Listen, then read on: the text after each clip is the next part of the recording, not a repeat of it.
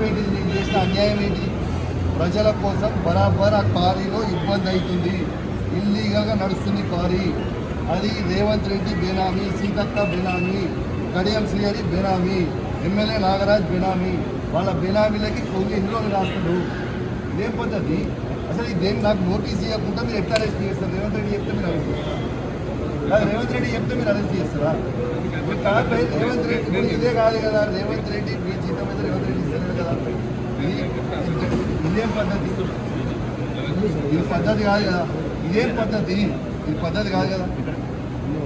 ఇది పూర్తిగా అన్యాయం. రేవంత్ రెడ్డి గారు పెట్టుకున్న అక్రమ కేసు ఇది.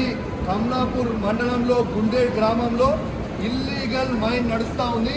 దీనికి ఆయన రేవంత్ రెడ్డి ఆధ్వర్యంలో సీతక్క, తర్వాత కడియం శ్రీహరి, ఎమ్మెల్యే నాగరాజ్ గారి బెనామీ. ఖచ్చితంగా నిలదీస్తాం, ఖచ్చితంగా అడుగుతూనే ఉంటాం, ఊరుకునే ప్రసక్తే లేదు. మీరు చేస్తున్న అన్యాయం.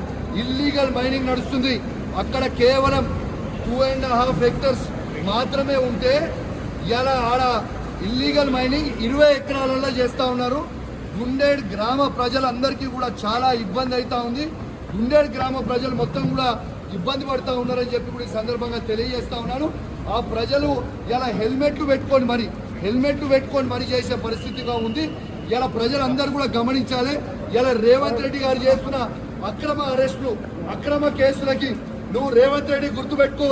నువ్వు ఎన్ని కేసులు పెట్టినా, ఎన్ని బెదిరించినా భయపడేది లేదు. నీ సంగతి తప్పకుండా చెప్తాం, ఖచ్చితంగా ప్రజలన్నా చెప్తాం, ఖచ్చితంగా చెప్పే ప్రయత్నం చేస్తాం. జై తెలంగాణ, జై కేసీఆర్.